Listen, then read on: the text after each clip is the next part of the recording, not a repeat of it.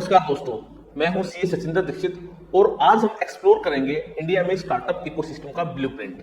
किस तरह स्टार्टअप शुरू करते हैं, कौन कौन से टाइप के स्टार्टअप होते हैं, कौन से ज्यादा स्टार्टअप फेल होते हैं, गवर्नमेंट की पॉलिसीज और टैक्सेशन बेनिफिट क्या है, और सीए पॉइंट ऑफ व्यू से या फिर प्रोफेशनल पॉइंट ऑफ व्यू से हम जानेंगे कि आपको कौन कौन सी स्ट्रेटेजी लगानी चाहिए, ध्यान रखने चाहिए, कंप्लायंसेस कौन कौन से ध्यान रखने चाहिए। इंडिया में एक स्टार्टअप वो एंटिटी है जो इनोवेशन या स्केलेबिलिटी के मॉडल पर बेस्ड हो और अभी 10 साल से पुरानी ना हो। ये ध्यान रखना भाई, हर एक काम स्टार्टअप नहीं होता। रेस्टोरेंट खोलना स्टार्टअप नहीं होता, टायर की दुकान खोलना स्टार्टअप नहीं होता, गाड़ियां बेचना स्टार्टअप नहीं होता। आप लोग क्या करते हो, हर एक इंडियन सोचता है कि यार मैं कोई भी काम धंधा शुरू करूं स्टार्टअप है। नहीं है भाई, नहीं है। तो ये 3 कैरेक्टरिस्टिक आपको देखने पड़ेंगे, टेक्नोलॉजिकल हो, इनोवेशन हो, स्केलेबिलिटी का मॉडल हो और 10 साल से पुरानी हो। और इस तरह की entity private limited company, LLP या पार्टनरशिप फर्म में होनी चाहिए। गवर्नमेंट के स्टार्टअप इंडिया प्रोग्राम के तहत अगर आपने डीपीआईआईटी रिकॉग्निशन नहीं लिया है तो आपको स्टार्टअप नहीं बोला जाएगा। तो सिंपल शब्दों में आप गवर्नमेंट के पास जाइए, डीपीआईआईटी एक डिपार्टमेंट है, उसके पास जाके आपको ये रजिस्ट्रेशन लेना पड़ेगा। और इसी के साथ साथ आपको मिलेंगे इंसेंटिव्स जो कि फिजिकल होंगे और कंप्लायंसेस का रिलैक्सेशन, वो आपको स्टार्टअप के थ्रू मिल सकता है। अब बात आती है स्टार्टअप शुरू करने के पहले idea validation, market research, business plan, financial model बनाना बहुत ज्यादा जरूरी है। फिर आपको एंटिटी का लीगल स्ट्रक्चर डिफाइन करना पड़ेगा, जैसे प्राइवेट लिमिटेड कंपनी, कोई एलएलपी या फिर कोई दूसरा लीगल स्ट्रक्चर। प्रोप्राइटरशिप फर्म इसमें नहीं चलेगी। फिर बैंक अकाउंट ओपन करना होगा, accounting and book keeping system set करने होंगे और अगर क्राइटेरिया मीट होता है तो आपको डीपीआईआईटी के लिए रिकॉग्निशन मिल जाएगा।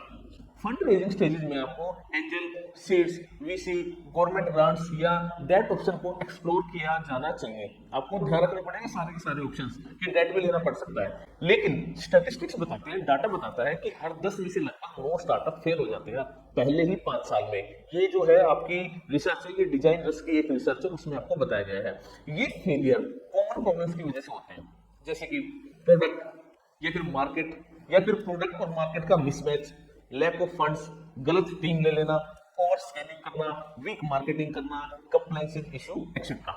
गवर्नमेंट की स्टार्टअप इंडिया इंसेंटिव जो लेके आए हैं उसके अंतर्गत 3 लगातार सालों तक आपको 100% टैक्स में रिडक्शन मिलेगी। सेक्शन कौन सा? Section 80 IAC income tax act का। इसके अलावा कुछ प्रोविजंस ऐसे भी हैं जैसे कि एंजल टैक्स एग्जेम्पशन और शेयर प्रीमियम के प्रोविजन, जिससे जो अर्ली इन्वेस्टर, स्टार्टिंग के इन्वेस्टर वाले होते हैं, उनके ऊपर कोई भी अनड्यू बर्डन ना हो। कुछ self certification norms, EGL inspection, fund और fund schemes, seed funds etcetera government ने डिजाइन किए हैं, इसमें कोई भी डाउट नहीं है। सीए पॉइंट ऑफ व्यू से आपको सबसे पहले इंश्योर करना होगा कि आपके फाइनेंशियल प्रोजेक्शन रियलिस्टिक हो।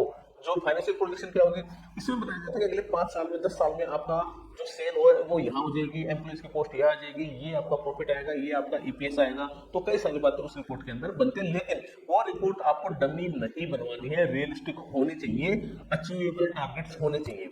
उसके अंदर बर्डन रेट जो है वो मिनिमलिस्टिक हो, प्लस इसके साथ जो कैश बर्निंग होती है वो कंट्रोल हो, बुक कीपिंग सिस्टमेटिक हो और बिल्कुल क्रिस्टल क्लियर हो, अपना टीडीएस कंप्लायंस स्ट्रक्चर प्रॉपर हो, वैल्यूएशन जो भी करो वो रीजनेबल करो, ईशॉप स्ट्रक्चर लीगली कंप्लेंट हो। ऐसे नहीं कि ये जो फाउंडर मेंबर को इतने ईशॉप दे दिए, और अकाउंटिंग ऑडिट सिस्टम रोबस्ट हो।